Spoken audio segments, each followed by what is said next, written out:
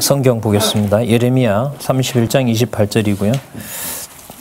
그 다음에 예레미야 애가에도 한 절 더 보도록 하겠습니다. 예레미야 애가랑 예레미야의 요절입니다. 제가 읽겠습니다. 예레미야 먼저 31장 28절 보겠습니다.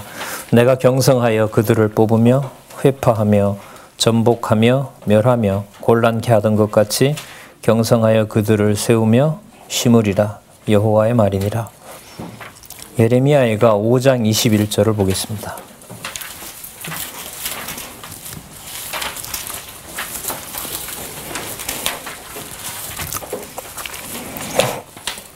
제가 읽겠습니다. 여호와여 우리를 주께로 돌이키소서. 그리하시면 우리가 주께로 돌아가겠사오니 우리의 날을 다시 새롭게 하사 옛적 같게 하옵소서. 지금 여러분 이 요절을 보시면 하나는 예레미야는 31장을 선택했고요. 예레미야 애가는 예레미야 애가가 5장까지 되어 있는데 끝나기 바로 직전에 있는 21절을 인용을 했습니다. 다른 어떤 요절 보다가 이 예레미야 애가 55장 21절은 일반적으로 애가라고 알려져 있죠. 그 슬픈 노래라고 알려져 있는데 이 애가 요절은 우리 전반적으로 그 예레미야 구조로 보면 30장부터 시므심에 대해서 예언해 주시는 내용이잖아요. 그죠? 예. 시므심이라는 내용 속에 예레미야 애가가 들어가 있어요. 이게 무슨 뜻이냐면 슬픈 노래가 아니라는 말이에요, 이게.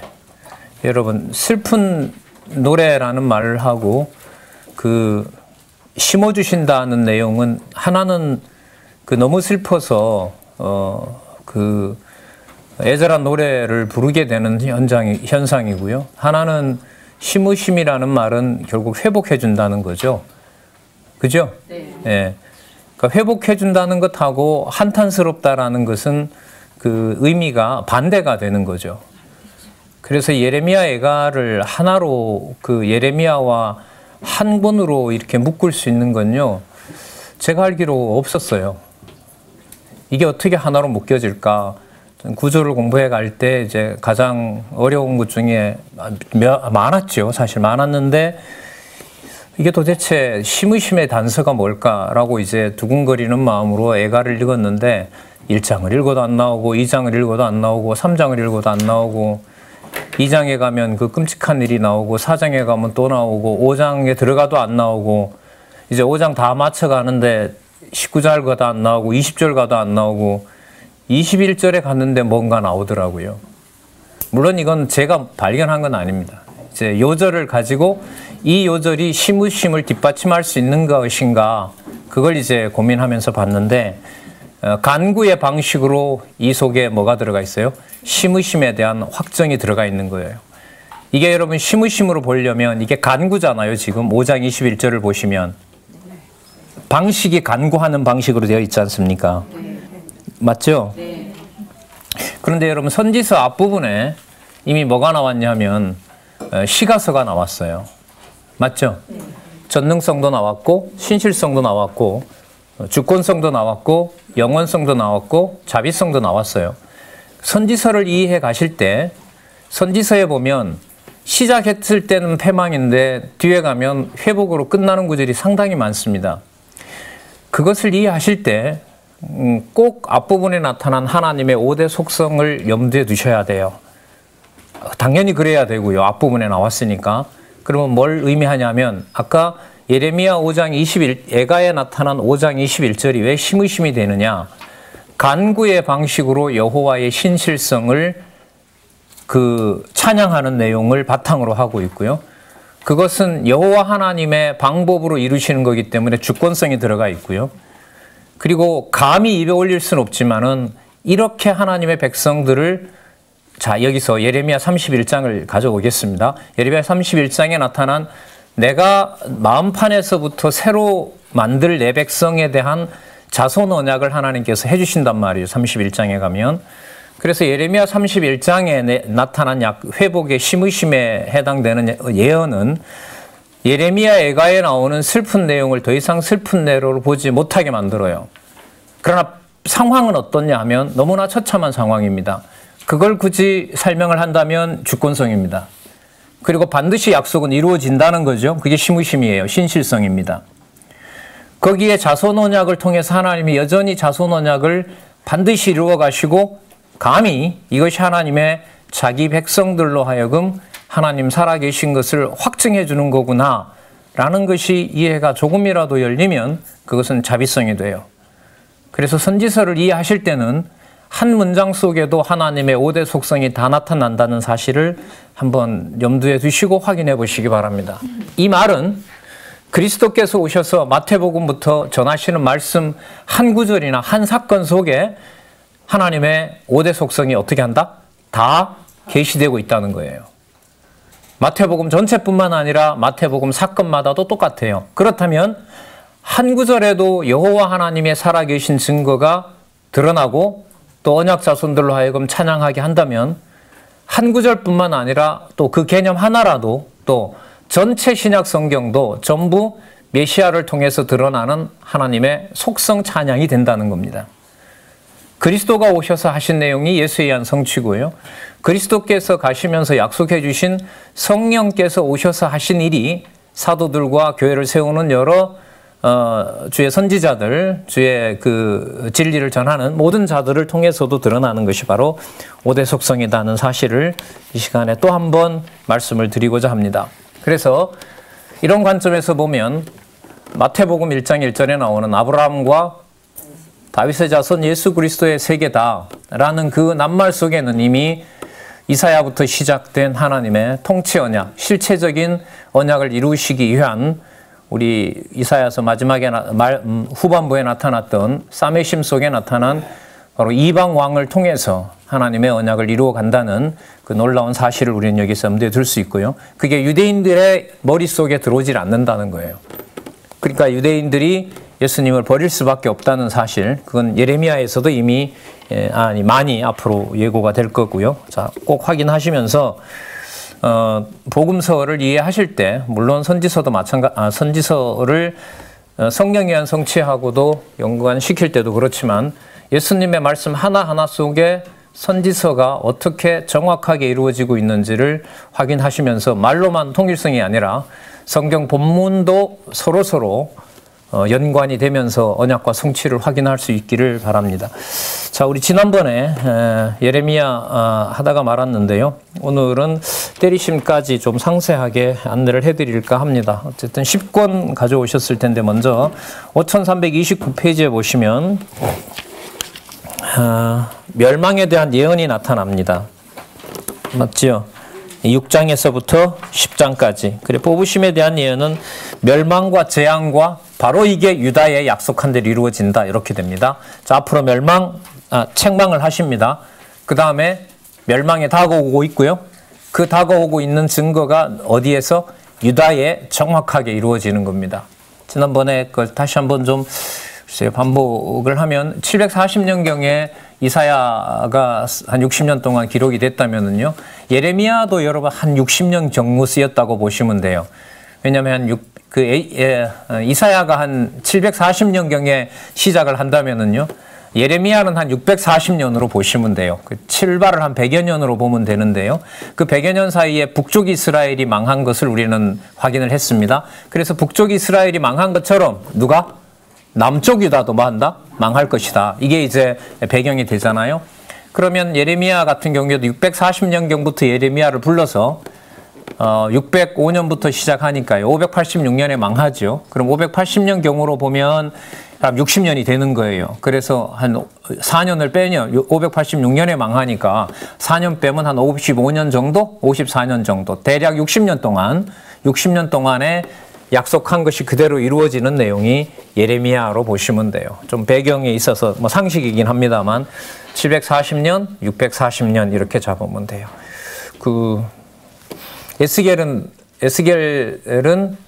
540년 아니고요. 그렇게 보시면 안 되고 2차 침략에서 3차 침략으로 갈 때 그래서 하나님께서 마지막 유다가 멸망할 때 놀라운 언약을 에스겔을 통해서 해주시는 내용이 에스겔서입니다. 흐름으로 보면 에스겔이 없어도 돼요. 다니엘 가서 망했을 때도 보호한다. 이거 바로 읽으면 되는데 에스겔서가 가지고 있는 비중은 예레미야 내용이 철저하게 이스라엘이 다 망했는데도 왜 다시 2차 망하고 최종 멸망인 마지막 멸망 586년에 오기 직전에 왜 에스겔을 불렀느냐? 이것은 연결에 있어서 의미에 있어서 매우 중요한 뜻을 가지고 있습니다. 그건 이제 에스겔에 가서 또 한번 보도록 하자고요. 자, 그러면 책망하는 내용 가운데 6장에서부터 10장을 보시면 그 5329페이지 한번 보세요. 순서가 이렇게 되어 있습니다. 죄악에 의해서 멸망합니다. 그죠? 그 다음에 7장은 뭐라 그럽니까? 외식인 거죠. 그러니까 죄악을 얘기를 하는데 그게 가장 심각한 상황이 뭐냐면 외식이에요. 외식은 뭐냐 하면 바깥에서 볼 땐 죄악으로 안 보여요. 중요한 삼직이라고 할 수 있는 선지자, 왕, 제사장이 다 그럴듯하게 행세를 해요. 그런데 하나님이 보낸 예레미야가 볼 때는 왕도 거짓 왕이고 거짓을 행하고 있고 선지자들도 거짓 예언을 하고 있고 그러나 백성들은 좋아해요. 안 망하고 조금만 우리가 애굽과 공조를 하면 이 나라가 뭐 할 수도 있다? 안 망할 수도 있다 이 말을 해요. 근데 그게 거짓말이에요? 참말이에요? 거짓말인 거죠. 예레미야 빼고는 전 백성이 다 속게 만들어요. 그래서 죄악인데 바깥에서 보면 그럴듯해요. 그렇지 않고 그게 외식이다라는 게 두 번째입니다. 이렇게 연결이 된단 말이에요. 이거는 본문에 가서 이제 그 확인을 할 수가 있어요. 그 다음에 외식이다 보니까 참말을 하는 것 같아도 전부 그게 무슨 말이에요? 우리가 듣기 좋은 말이지만 다 거짓인 거예요. 그렇게 연결이 됩니다. 자, 그리고 뭘 섬겨요? 우상을 섬겨요. 어느 정도로 섬기냐 하면 하나님의 전에 우상을 갖다 놓고 그 다음에 그 이방신에게 자녀를 태워 죽이고 이런 일들이 벌어지게 된다는 거죠. 그래서 반드시 뭐 한다? 멸망하게 된다. 이게 6장에서부터 10장까지의 논리적인 순서입니다. 자, 그냥 이 부분들은 이렇게 확인을 하시고요. 상세한 내용들이 본문에 가면 너무나 많기 때문에 그런 것들은 여러분들께서 확인을 좀 해주시기 바랍니다. 한두 군데 좀 읽어보도록 할게요. 자, 7장 3절하고 4절을 보도록 하겠습니다. 7장 3절에서부터 4절까지요. 만군의 여호와 이스라엘의 하나님이 이같이 말씀하시되 너희 길과 행위를 바르게 하라. 그리하면 내가 너희로 이곳에 거하게 하리라. 뭐 그리하면이라는 이 조건에 여러분들 좀 주의하시고요. 그리하면으로 번역되는 게 아닙니다. 뭐 왜냐하면 이렇게 봅니다. 왜냐하면 내가 거하는 곳이 이곳이기 때문에 그렇다 이런 말씀이고요. 4절에 보면 너희는 이것이 여호와의 전이라 여호와의 전이라 여호와의 전이라 하는 무엇을 믿지 말라? 그러니까 바깥에 볼 때는 그럴듯하거든요. 그래서 세금도 걷어가고 그렇지 않다는 겁니다. 이걸 하나님께서 예레미야를 보내서 이것을 지적하고 있는 겁니다. 그래서 11절에 보면 내 이름으로 일컬음을 받는 이 집이 너희 눈에는 뭐로? 도적에 굴 홀려 보이느냐? 보라, 나 곧 내가 그것을 보았노라. 여호와의 말이니라. 이렇게 해서 폐허가 된 과거에 실로가 나중에 그 이스라엘 침공받으면서 완전히 없어져 버리거든요. 예루살렘 이전에 하나님의 이름 이러면 무조건 실로였어요. 그 또 실로의 여러분 실로는요 여러분 그 창세기 49장 10절에 그 실로가 나오는데 지명도 되고 임명도 돼요. 아셨죠? 실로라는 지명이 있고 그 실로를 실로답게 만드는 바로 그 명사를 실로라고도 합니다. 실로가 오시기까지 이럴 때는 메시아에 대한 애칭으로 쓰이는 겁니다. 자, 거기처럼 내가 버리겠다는 거죠. 근데 이것도 좀 그 이름 가지고 너무 많은 이제 의미를 부여하는 것은 좀 과도한데요. 그러나 상황으로 보면 실로가 버려졌는데요. 나중에 그리스도께서 오셔서 버려지심으로 바로 그 자리가 누구 자리가 돼요? 메시아가 확증되는 자리가 되죠. 이해가 되세요? 예. 당신이 버려지는 그 자리가 예, 바로 당신이 누구라는 자리가 돼요? 메시아라는 자리가 되는 거죠. 그 실로에 죽으시면서 지성소에 휘장이 찢어져 버리면서 모든 사람들이 여호와를 아버지라 부를 수 있는 놀라운 역사가 일어나기 때문에 그렇게 할 수 있습니다. 그리고 7장의 주어를 좀 유의해서 보시면 만군의 여호와 이스라엘의 하나님이라는 주어를 강조합니다. 그 강조하는 이유는 현상적으로 보면 지금 이 나라를 망하게 하는 것이 누가 해 가시는 일이다? 여호와께서 하시는 일이다는 사실을 강조하는 효과가 있으니까요. 그렇게 여러분 확인해 주시기 바라고. 자, 여호와께서 이렇게 예레미야를 통해서 진노를 하십니다. 8장 4절 볼게요. 너희가 어찌 우리는 지혜가 있고 8장 8절입니다. 죄송합니다. 8장 8절 너희가 어찌 우리는 지혜가 있고 우리에게는 여호와의 율법이 있다 말하겠느냐. 참으로 서기관의 거짓 붓이 거짓되게 하였나니 지혜롭다 하는 자들은 수욕을 받으며 경황 중에 잡히리라. 자, 10절로 가보겠습니다. 그러므로 내가 그들의 아내를 타인에게 주겠고 그들의 전지를 그 차지할 자들에게 주리니 그들은 가장 작은 자로부터 큰 자까지 다 탐람하여 선지자로부터 뭐까지? 제사장까지 다 거짓을 행함이라. 이러면 더 이상 돌려놓을 방법이 없습니다. 어린 자까지, 맞죠? 작은 자부터 큰 자까지 다 뭐 했다 그랬어요? 다 탐람했다 그랬죠. 다 범죄하고 있는 거죠. 자식이나 부모나 전부 그런 상황이라는 겁니다. 자, 우상에 대해서 9장 7절 한번 보겠습니다. 본문들 꼭 확인해 주시기 바랍니다. 9장 7절 만군의 여호와께서 이같이 말씀하시되 보라 내가 내 딸 백성을 어떻게 처치할꼬 그들을 녹이고 연단하리라. 그들의 혀는 죽이는 살이라. 거짓을 말하며 입으로는 그 이웃에게 평화를 말하나 중심에는 해를 도모하는도다. 여러분 이 혀 문제를 나중에 야고보서에 가면 귀신들도 알고 떠드는도다. 혓바닥 가지고 한 입으로는 찬송하고 한 입으로는 교회를 허물고 있는 것이 바로 너희들이다. 야고보 사도를 통해서 유대 백성들에게 아주 질책하면서 우리가 아시는 대로 세속주의를 배격하는 내용으로 성취되는 내용이 바로 또 여기에 기록되어 있습니다.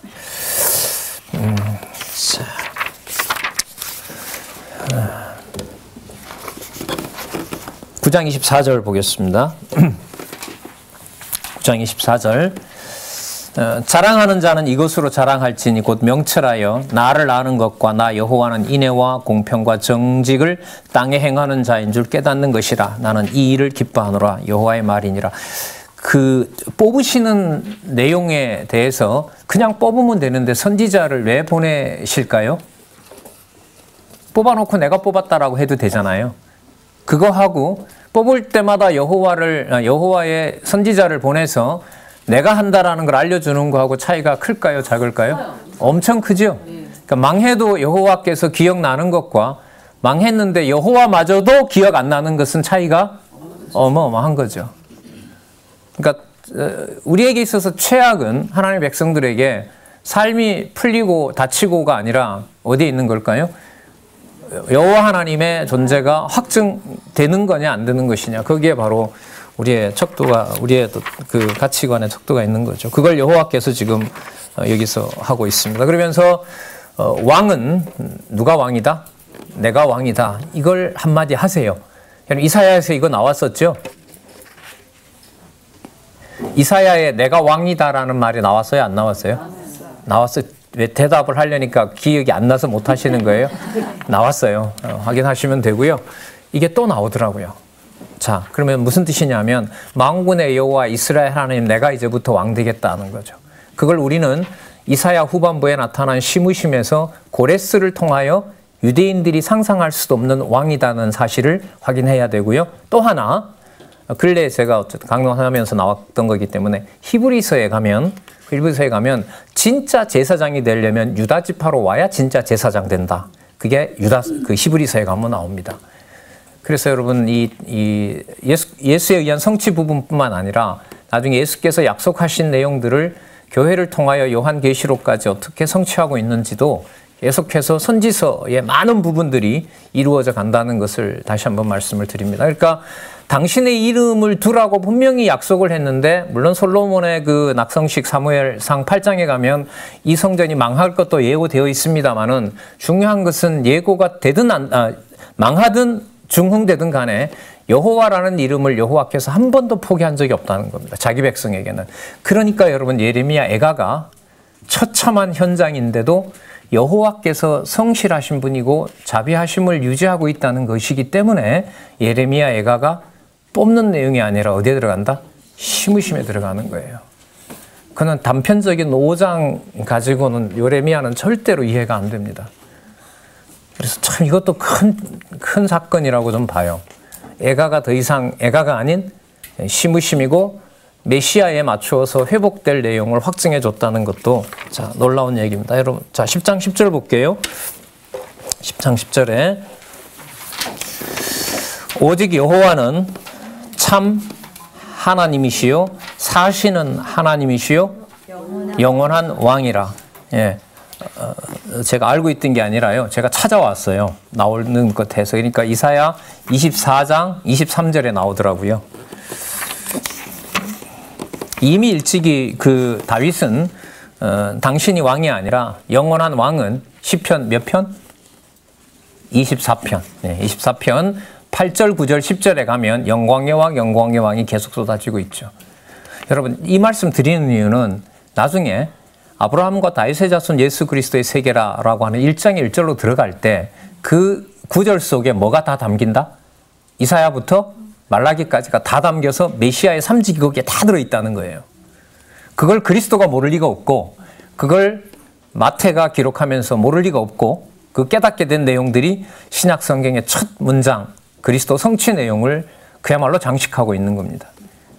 자, 우리 번역은 아브라함이 먼저 나오지만 사본은 우리 앞으로 뭐 번역할 일이 생겼으면 좋겠는데요. 진짜 아름다운 국어로, 진짜. 그래서 여러분, 만약에 번역이 된다면 거기는 아브라함 이름이 아니라 다윗 이름이 먼저 나와야 됩니다. 그러니까 다윗이 앞서요. 다윗이 앞선다는 말은 여러분들, 다윗을 통해서 하나님께서 그 다윗 왕국을 회파하고 선지서에서 약속해 주셨던 내용들하고도 연관이 좀 된다고 봅니다. 10장 내용 지나서요, 우리 5387페이지에 보시면 무엇에 대한 예언이 나타나죠? 재앙과 멸망에 대한 내용이 나타나죠. 예. 자, 여기 보시면 11장에서부터 14장까지 백성에게 내릴 뭐가 나타납니까? 재앙이 나타나죠. 그 다음에 그 백성들을 뭐 하실? 멸망할 것에 대한 내용이 나타납니다. 그런데 여러분들 14장을 한번 보시면, 여러분 11장에 나타난 이 재앙은 이미 여러분 한 850년 전에 이미 그 레위기 26장과 그 다음에 신명기 28장 모두 많이 들어서 이제 기억하실 거예요. 그 내용이 여러분 이루어지는 거예요. 근데 왜 이렇게 상세하게 나와 있느냐? 상세하게 기록해야 그 내용이 어떻게 상세하게 이루어지고 있는지를 알 수 있기 때문에 그런 거죠. 자, 11장 내용에서 그 부분 기억하시고요. 약속된 바가 이루어진다는 거. 12장에 가서 보시면 그 산업에 일어날 그 재산도 결국 너희들이 그렇게 모았지만 저거 전부 다 버릴 것이다. 자, 여러분 12장 6절 한번 보시겠어요? 12장 6절. 내 형제와 아비의 집이라도 너를 속이며 내 뒤에 크게 외치나니 그들이 내게 좋은 말을 할지라도 너는 믿지 말지니라.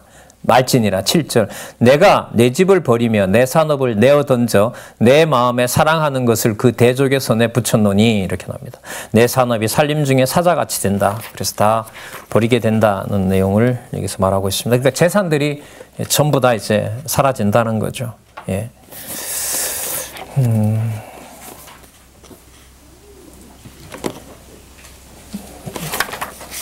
그 다음에 13장으로 한번 가서 보도록 할게요. 13장엔 이제 베띠 비유가 나오는데, 그 베띠가 썩어 쓸모없이 된 그 베띠를 만들려고 하면서 바로 그 유다를 이렇게 그 바람 불면 휙 다 날아가 버릴 것처럼 취급을 하셨는데, 거기에 목적이 뭔지가 나옵니다.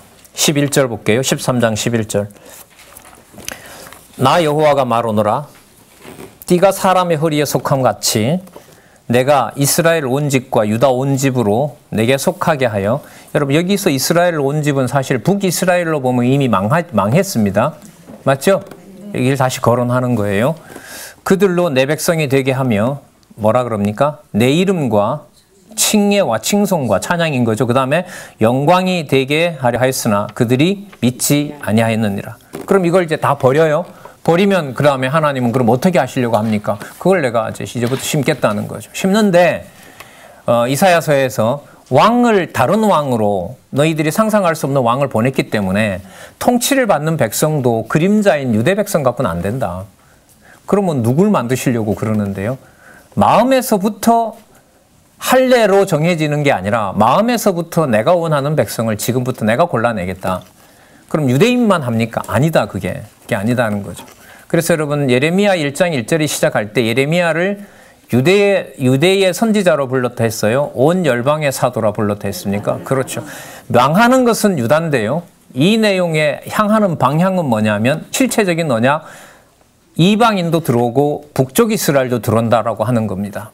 이게 바로 그러면 뭐가 더 구체화된 거냐면 이사야서 후반부에 싸매시겠다고 했던 약속의 내용이 좀 더 누가 들어오는 이방도 함께하는 것으로 더 구체화되고 그것을 혈통이 아니라 마음에서부터 만들어내겠다는 것이 바로 우리가 확인할 수 있는 겁니다.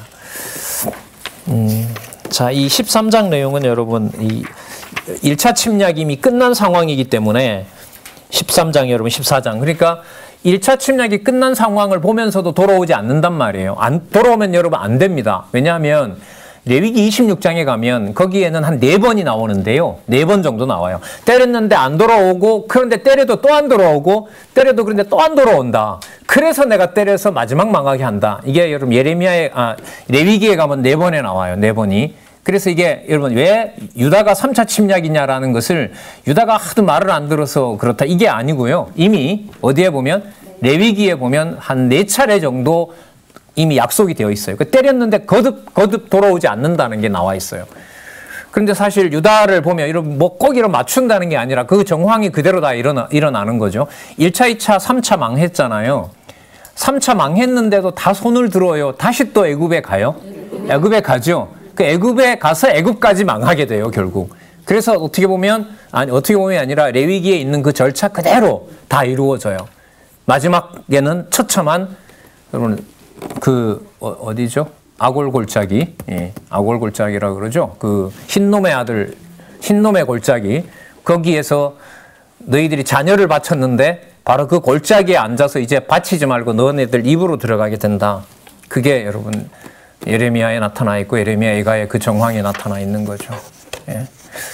그 상황에서 뭐 성실성, 주권성은 너무 무서우니까 말할 수가 있는데 거기에서 성실성과 자비성을 말할 수 있다. 그건 안 돼. 이거 찬양을 우리가 할 수 있는 게 아니에요.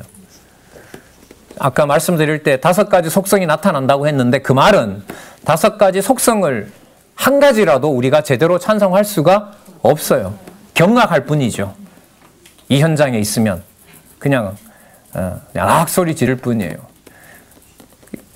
요한복음에 보면 여러분 예수님 돌아가실 때 조용히 돌아가셨어요? 아니면 비명 지르셨어요?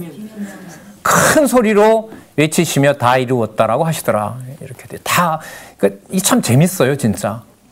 그리스도의 말씀 하나와 행동 하나라도 성경에 여러분 약속되지 않은 바가 없어요. 그게 요한복음에서는 그렇게 딱 닫아놨죠. 마지막에 이제까지 기록한 이것들 외에 만약에 여기다 기록을 한다면 어느 것 하나 전부 이 세상도 그걸 뭐 한다? 담아놓을 데가 없다라고 얘기를 하십니다. 요한복음 마지막 장 마지막 절에 가면 그 말은 무슨 뜻이냐면 나머지가 쓸모없는 것이 아니라 태어나실 때부터 이 세상에 있었던 모든 일들이 전부 뭐가 이루어진 거죠? 구약의 언약이 이루어졌다는 말과 같아요. 그래서 예수님의 우리 성경신학의 아주 중요한 우리 핵심 구절이잖아요. 의미분석 성경 개론을 이해하는데 너희가 성경에서 영생을 얻는 줄 알고 성경을 상고하거니와 그 성경이 내게 대하여 증거하는 것이로다. 혹은 누가복음 24장 44절에 모세의 글과 선지자의 글과 시편의 글에서 당연하죠. 그대로 이루어져요. 그러면 거기서 끝나는 걸까요? 성령께서 오셔서 그리스도가 하셨던 모든 일들을 성령께서 또다시 이루실까요? 또다시 이루시는 거죠. 여러분, 그렇다면 여러분들과 제 눈에 사람의 어떤 관점이 아니라 하나님의 창세전에 언약하신 대로 하나님의 교회가 선다는 눈으로 보면, 가정에서도 그걸 교회 단위로 보고 모여있는 우리들도 교회로 본다라면요, 그 일은 2000년 전에 그리스도가 이루신 사실을 지금도 그때처럼 똑같이 뭐하고 있다? 살아계셔서 통치하고 있다는 확증이 되는 거죠. 따라서 그리스도가 지금 현재 영원한 통치주로 살아계신 거예요. 그게 교회고요. 그걸 제가 자꾸 이제 함부로 말할 수 없다는 거죠. 건드리면 절대로 안 되는 게 바로 이거다라는 말씀을 자꾸 드리는 게, 이번에 여러분들하고 이 선지서를 보면서 더 깊게 생각을 하게 됐어요. 그럼 더 보도록 할게요. 자, 그래서 여러분 14장에 가시면 제목을 한번 유의해 보시기 바랍니다. 재앙 중에서 무엇을 간구함이라 나오죠? 구원을 간구한다는 내용이 나옵니다. 여러분, 그 19장에서부터 20장의 그 내용도 한번 보세요. 여러분들 메모해 보면 멸할 것을 예언하며 뭐 합니까? 탄식함이 나오죠. 탄식함이 바로 뭐냐면 간구입니다. 그 다음에 여러분 10장을 한번 보세요. 제목을. 멸망에 대해 예언하며 뭐 하고 나옵니까? 간구함이라 나오죠. 맞아요? 네. 그 다음에 14장에 간구함이라 나오죠. 네. 맞죠? 19장과 20장이 탄식으로 나오죠. 네. 여러분 무슨 뜻이에요? 이게 3차에 걸쳐서 멸망을 시켜가면서 마지막에 뭘 남겨놔요? 하나님, 그러면 하나님 나라는 딴 데 있어요? 이렇게 물어요. 그러니까 누가 하신 약속을 묻게 만드는 것이 뽑는 과정이에요. 여호와께서 당신의 약속이 어디 갔는지. 그러면 기도도 누가 하게 해요? 여호와께서 하게 해요. 하게 하시고요. 그 간구가 믿어지게도 누가 하실까요? 여호와께서 하세요. 그게 심으심이에요. 그래서 여러분, 뽑으시는 상황과 심으시는 상황이 다른 건 하나도 없어요. 왜냐하면 예레미야가 망한 당시에 기록한 거기 때문에 심으신다는 여지는 하나도 없는 거예요. 아셨어요? 그런데 똑같은 상황인데 하나는 분명히 뽑는 것이고, 거기에서 그걸 누가? 여호와께서 하신다는 것을 알려주고 있고, 여호와를 알아야 된다는 것이 예레미야를 통해서 가르쳐주는 내용입니다. 그러면 그 내용이 막연한 것이고 허구가 아니라 반드시 이루어진다라는 게 믿어지도록 하시는 내용이 바로 뭐냐면 30장부터 예레미야 이가까지 뭐 하시는 내용이다? 심으시는 내용이에요. 심으시는 내용. 그래서 여러분, 상황을 두고 좋고 나쁘다라는 게 성경을 통해서 봤을 때는 안 맞는 평가입니다. 맞지가 않아요. 근데 여러분, 사람이 눈에 보이고 귀에 들리는 것 가지지 않으면 어떻게 판단을 해요? 그러나 하나님의 교회를 하나님의 지혜로 판단을 하게 된다면 그 지혜는 누구로부터 온 건 아니에요. 나로부터 온 건 절대로 아니죠. 성령께서 보좌 우편에 계신 그리스도의 통치를 확증해주는, 어떻게 보면 증거판이라 그럴까요? 그 돌판이 증거판이잖아요. 그게 바로 하나님의 교회라고 생각을 합니다. 사도 바울이 이 사실을 깨닫지 못했을 리가 없고요. 그 내용들을 때로는 5장으로, 때로는 뭐 20장으로 이렇게 펼쳐가면서 우리가 알고 있는 대로 그 순서대로 그렇게 성령께서 확증해 놓은 것이 바로 신약 성경이라고 보시면 됩니다. 자, 그래서 14장 내용을 간구하는 내용이 나타나는 한 구절 볼게요. 14장 21절 보시기 바랍니다. 이게 이제 임박해 왔을 때 이 기도를 할 수밖에 없어요. 14장 20절 볼게요. 여호와여, 우리가 우리의 악과 우리 조상의 죄악을 인정하나이다. 우리가 주께 범죄하였나이다. 주의 이름을 위하여 우리를 뭐 하지 말라? 네, 미워하지 마옵소서. 뭘 위하여? 주의 이름을 위하여. 그럼 여러분, 모세도 그렇고 지금 예레미야도 그렇고 우리가 이른바 궁지에 몰린다는 게 궁지에 몰리는 게 아니죠. 궁지에 몰아놓고 누구 이름만 남기는 거예요? 여호와 이름만. 그 이름 많이 많이 부르시기를 진짜 축복을 하고 싶습니다. 자, 주의 영광의 위를 보세요. 또 나오죠? 주의 영광의 위를 뭐하지 말게 하라. 욕되게 마옵소서. 우리와 세우신 주의 언약을 기억하시고 패하지 마옵소서. 그럼 이제 망해도 돼요. 이게 사실 여호와께서는 망하게 할 준비를 끝내는 겁니다. 이게 왜 준비가 되느냐? 이 일이 지금 누가 하시는 일이라는 거예요? 여호와께서 하신다는 일이 믿어지는 것이 멸망 준비가 이제 끝난 거예요. 이제는 끝장을 내도 돼요. 왜요? 누구 알았으니까? 예. 이런 말은 우리가 인간적으로는 할 수가 없습니다, 사실. 자, 그 다음에 이제 멸망할 자들, 그 다음에 멸망시킬 자들을 내가 불러서 내가 하겠다. 그럼 15장 2절로 가서 살펴보겠습니다. 15장 2절에 가시면은요, 그들이 만일 내게 말하기를 우리가 어디로 나아가리요 하거든 너는 그들에게 이르기를, 자, 가긴 어디로 가느냐? 못 간다. 다 죽는다. 여호와의 말씀에 사망할 자는 어디로 가고, 그리고 죽을 자는 죽을 것이고, 도망간다고 안 된다는 거죠. 사망할 자는 사망으로 나아가고, 칼을 받을 자는 칼로 나아가고, 기근을 당할 자는 기근으로 나아가고, 포로가 될 자는 포로됨으로 나아갈지니라. 여러분, 멸망의 방법까지 다 이렇게 일러줘야 될까? 하나님 참 친절하시죠? 친절하시다고 해야 되나요? 아주 잔인하다고 해야 되나요? 아니면 도저히 받아들일 수가 없나요? 예. 여러분, 그 옆에 계시록 12장 21절 메모되어 있죠? 맞죠? 똑같이 구절이 이게 반복이 돼요. 계시록의 마지막 장이 22장이거든요. 6장쯤에서 순교자들이 물어요. 이제는 그만 하시고 좀 원수를 갚아주시면 안 됩니까? 우리도 비록 죽어서 천국에 왔지만은 하나님의 교회가 저렇게 당할 수는 없습니다. 그러니까 하나님께서 뭐라고 하죠? 아무 말씀도 안 하시죠.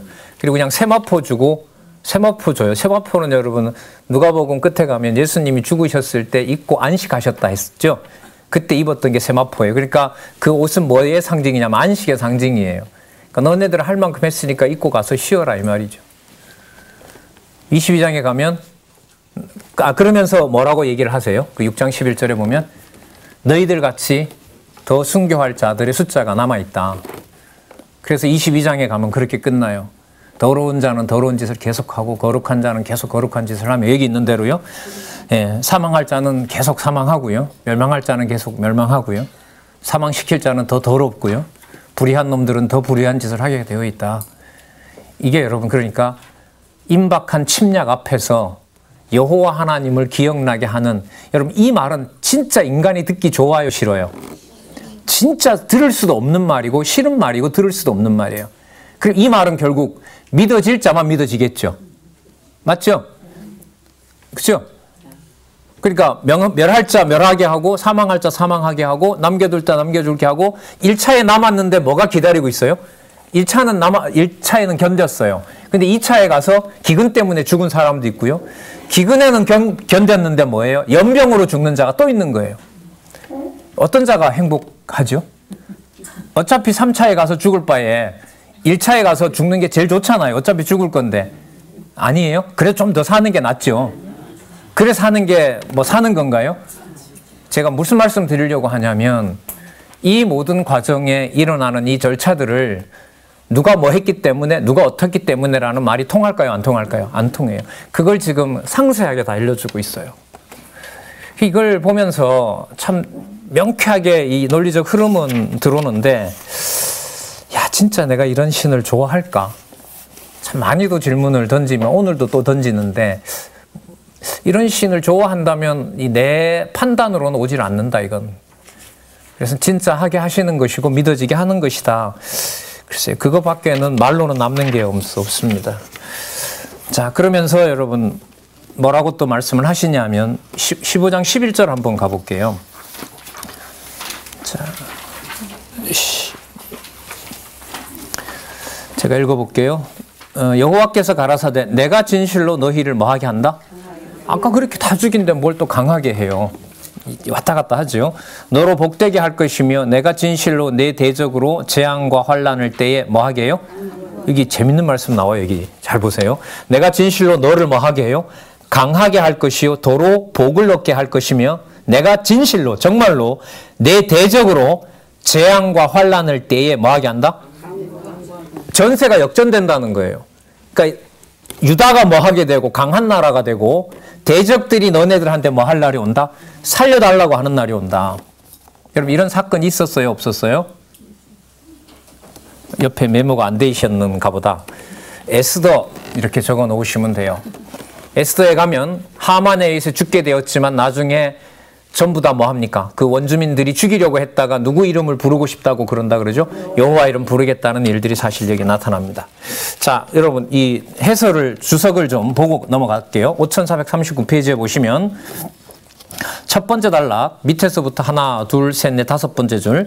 예레미야 선지자는 여호와께서 진실로 멸망 중에 남은 백성을 더 좋게 하시며 재앙과 환란이 있되 곧 대적을 심판하실 때 대적으로 예루살렘 백성에게 도움을 간청하게 하리라는 뜻으로 말씀하신 언약을 예언하신 것이다. 여러분 나중에 고레스가 와서 에스라도 똑같습니다. 에스라에도 이 내용이 나옵니다. 고레스가 보내면서 주위에 있던 모든 나라들이 성전을 짓겠다고 하는 남유다의 요청을 거절하면 된다, 안 된다? 안 된다라는 포고령을 내립니다. 이게 나중에 갚아지는 내용이에요. 그러면 여러분 빨리 망하는 게 좋아요? 버티는 게 좋아요? 자기가 또 마음대로 못 버티죠. 이렇게 알려주는데 계속 그 선지자를 죽이려고 하지 않습니까?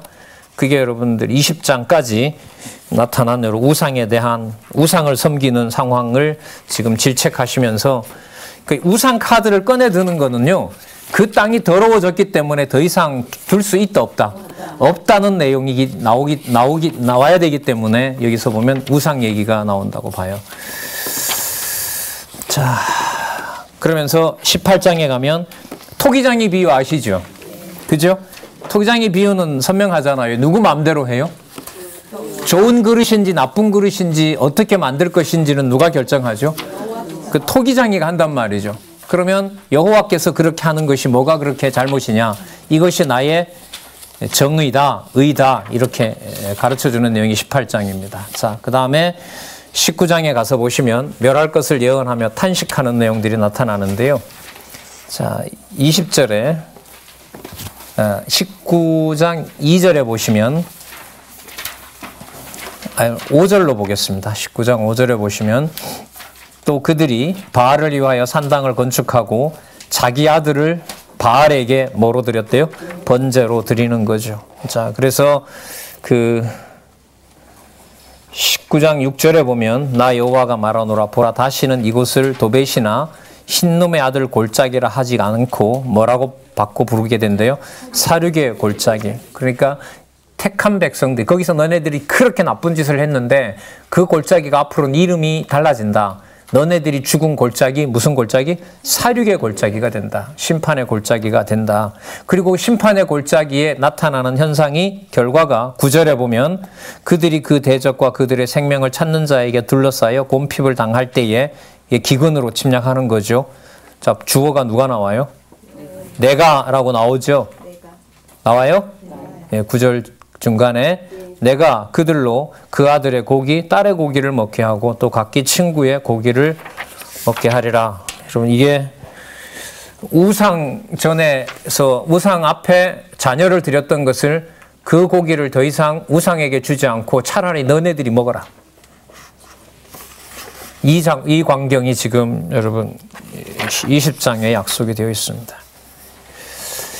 도저히 이해가 안 되죠. 정리를 할 수가 없습니다. 그러니까 이 말은 앞부분에 나타났던 하나님의 5대 속성이라는 것이 이해를 해나가는 중요한 단서는 됩니다. 그러니까 여러분 아까 그 처참한 사건 속에 다른 설명은 추가할 수 없어요. 세상에서 이런 구절을 풀 수 있는 어떤 해석의 틀이 없습니다. 세상은.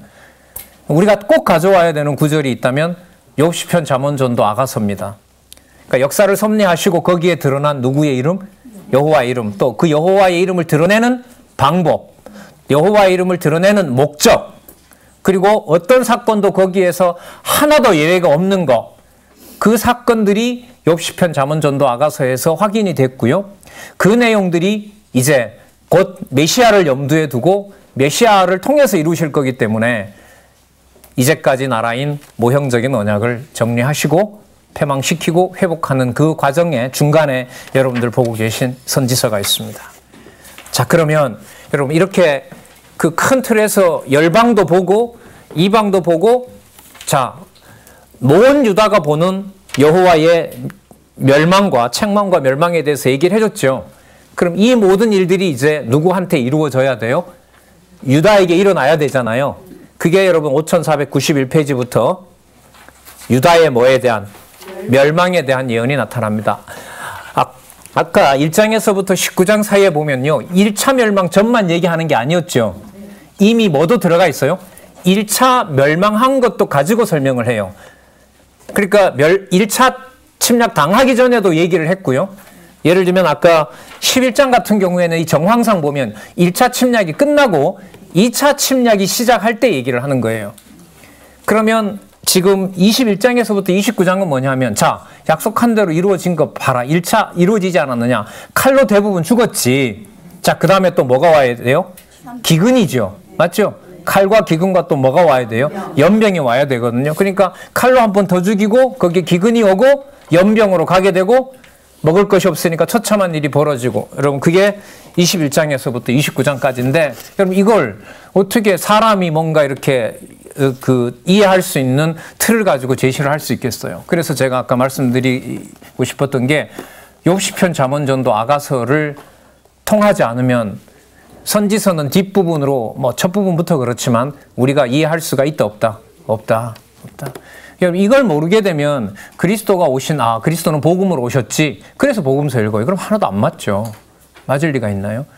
예수님 입되시면서 벌써부터 심판 작업을 하는데 잘 지키고 있던 유대인들이 마귀의 너네 아비는 마귀라고 그러고 사단의 자식이라고 그렇게 포문을 열면서 구약의 모든 말씀들을 뒤집어서 다 설명을 해버리는데 그게 어떻게 우리가 말하는 복음일 수가 있어요.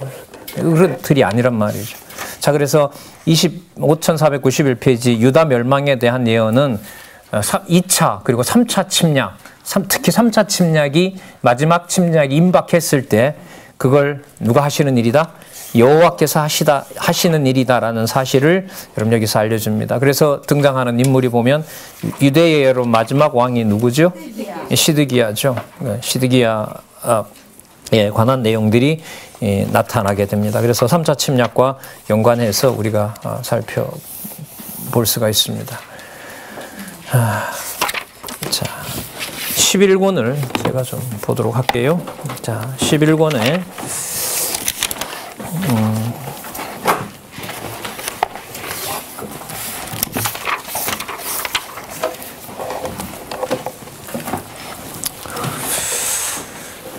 자, 22장에 가서 보시면 5503페이지에 22장 10절에서부터 23장 8절까지 보면 기타 왕들에 대한 얘기가 나타납니다. 그러니까 누구부터 나오냐면 여호아스부터 여러분 이렇게 됩니다. 여러분 여호아스, 여호야김, 시드기야.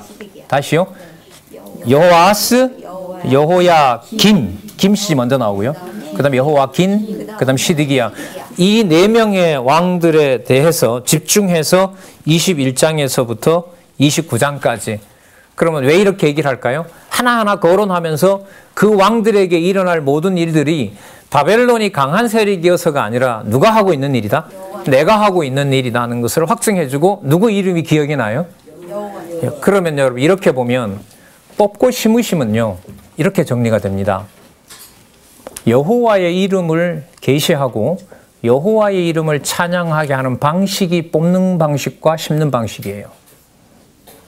근데 우리는 어떻게 보통 우리가 본능적으로 듣기를 좋아하냐면 뽑는 거는 악이 뽑고 심는 걸 누가 심어줘야 돼요? 여호와. 왜냐하면 뽑는 거는 누가 한다고 생각하기 싫으니까. 그렇죠. 내가 믿는 여호와가 그렇게 하시면 안 된다는 게 우리의 본능이란 말이죠. 그럼 계시가 안 돼요. 뽑고 심으신다라고 하는 것이 여호와의 이름을 계시하고 여호와의 이름을 깨닫게 하는 방식이 뽑는 것과 심는 것이 있습니다. 그럼 뽑을 때는 여호와를 못 부르게 되고 심을 때만 부르게 되느냐? 그거예요, 그거 아니에요? 아니죠. 아까 보셨잖아요. 뽑으시는 내용 속에 여호와의 이름을 선명하게 부르게 하죠. 절규를 하는 거죠. 절규를. 경악할 일들만 나타나게 되고요. 자, 그게 여러분 이 여호야김 시대, 그 다음에 여호야긴에 오면 여러분 여호야긴 시드기야가요 1차, 2차, 3차이라고 보시면 돼요. 무슨 말씀인지 아시겠죠? 그래서 여러분 이 예레미야, 에가가 전반부가 세 단락으로 되어 있고 후반부가 세 단락으로 되어 있잖아요. 그게 큰 틀에서 보면 1차, 2차, 3차 침략. 그러니까 640년에 예언했던 내용이 이제 605년부터 구체적으로 누구 때부터? 여호야긴, 시드기야 때 이루어지는 것을 확증해 주는 내용이 바로 그 전체 구도에 영향을 주고 있다고 보셔도 돼요. 자, 그러면 여러분 25장에 가서 한번 보도록 할게요.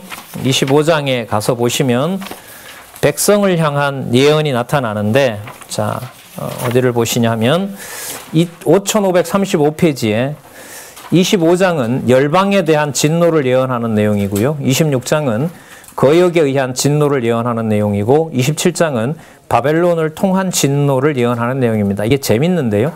25장에 보면 누가 진노를 당한다고 그러죠? 열방이 당한다고 그러죠? 맞죠? 그러니까 25장 1절에 보면 여기 느부갓네살 왕이 원년에 609년이 되죠. 그러니까 이 왕이 된 사건이 나타나는데요. 그래서 유다를 멸망시킬 거라고 하는데, 끝에 이들에 의해서 유다가 멸망을 하지만 나중에 열방도 뭐 하게 된다? 망하게 된다는 것이 여러분 다음 내용으로 나와 있습니다. 자, 그리고 여러분 이 왕들에게 이제 구체적으로 항복하고 바벨론으로 잡혀가는 것이 하나님 정한 뜻이라고 하니까 아까 이미 나왔었죠. 왕이든 선지자든 제사장이든 예레미야의 말을 듣는다 그랬어요? 안 듣는다 그랬어요? 안 듣게 된다 그랬죠. 그래, 안 듣는 일도 벌어져야겠죠. 그게 이루어져요. 그리고 예레미야를 어떻게 하려고 해? 죽이려고 하겠죠. 예를 들면 26장 28절에 보시면, 26장 8절에 보시면 예레미야가 여호와께서 명하신 말씀을 모든 백성에게 고하기를 마침에 제사장들과 선지자들과 모든 백성이 그를 붙잡고 이르되 네가 반드시 죽으리라. 너 죽여버리겠다라고 얘기를 합니다. 자, 그러면서 예레미야는 이거 제 말이 아니라 누가 하신 말씀이다. 여호와께서 하신 말씀이다. 그래서 이 사건을 지금 얘기하면서 많이 나타나는 주어가 바로 뭐냐면요, 만군의 주 여호와, 이스라엘의 하나님, 이 주어가 또 부각이 돼요. 그러면 정리가 되죠. 이렇게 뽑으심의 내용의 목적이 아까 제가 말씀드린 대로 누구를 찾게 하는 방법이 뽑는 것이다. 여호와. 그렇죠. 물론 그 내용 속에 심각함이 있죠. 그럼 약속은 어디가 있지? 그럼 이루시는 건가? 이루시지. 그걸 또 예레미야를 통해서 알려주고요. 그 다음에 다가오는 이루어질 약속은 우리가 상상할 수도 없는 약속으로 이미 이사야서에서 예고가 됐고, 남유다 중심의 틀이 아니잖아요. 이미 그 예고가 됐고, 또 백성부터 처녀가 잉태하여 낳는다는 데서 시작이 됐고, 처녀가 잉태할 뿐만 아니라 잉태한 상황의 자손이 이미 그 안에 마음판을 가지고 새가 가지고 나온다는 거죠. 신의 산에 가서 받는 게 아니라 마음에서부터 가지고 태어나기 때문에 크면 클수록 너 공부해라는 소리를 하지 않아도 될 만큼 완벽한 백성을 내가 만들어내겠다는 거예요. 그게 유다를 버리는 하나님의 버려야 되는, 여러분 이게 준비되어 있으면 버려야 돼요? 아니면 계속 보존해야 돼요? 버려야 되죠? 우리가 생각할 땐 조용히 버리면 좋잖아요. 그렇게 안 버리세요. 그러니까 모든 열방과 민족이 보고 열방이 자기네들이 침략하러 왔지만 일어나는 일을 보고는 열방이 더 놀라버리는 경우가 많아요. 이방에도 없던 재물을 자녀에게 드린 적은 있었지만 열방이 그렇게 여러분 기근에 처해서 그렇게 신을 믿던 신의 자손들이 그렇게 자녀를 잡아먹는 이런 일은 근동에 거의 없었단 말이죠. 그 상황에서 여러분 열방에게 누구의 이름이? 여호와의 이름이 전파되긴 되는데요. 우리가 생각하는 그런 절차와 방법을 통해서 전달되는 것은 아닙니다. 그래서 29장에 가서 한 구절만 보도록 할게요. 틀림없이 이룬다는 사실을 한 구절 한번 보고 마칠게요. 29장 32절 보겠습니다. 29장 32절. 그러므로 나 여호와가 이같이 말하노라. 보라, 내가 느헬람 사람 스마야와 그 자손을 벌하리니. 이 사람들은 뭐냐? 안 망한다고 했던 사람, 조금만 버티면 돌아온다고 하던 자들. 자, 그걸 이제 하나님께서 버려버린다고 하죠. 그가 나 여호와께 패역한 말을 하였음을 인하여 이 백성 중에 거할 그의 사람이 하나도 없을 것이다. 다시 한번 강조합니다. 내가 내 백성에게 행하려 하는 무슨 일요? 선한 일을 그가 보지 못하리라. 여러분 잘 보시면요, 이게 선한 일이라는 게 3차 멸망에서 여러분 겪는 혹독한 걸 말하는 거예요. 이런 거예요. 멸망당하지 않고 사전에 죽어버리는 거니까 그 가족들이 뭐가 돼요? 고통 안 당하고 죽으니까 좋아요. 어떤 면에서 보면. 근데 좋음의 기준을 누가 하시는 일을 더 이상 못 본다는 거예요. 그게 아쉬운 거죠. 그럼 지금 죽는 게 왜 서러울 수 있냐 하면요. 여호와가 하시는 일을 더 이상 못 보니까. 이게 말이 돼요? 안 되는가 보다. 이거 보면은요, 맞잖아요. 여기 보시면. 너 더 이상 못 본다. 내 아내들 가문에 어느 누구도 누구의 이름을 부를 수 없게 된다? 그러면 여러분, 남아있는 남유다는 뭐 하지만 누구 이름 부를 수 있게 돼요?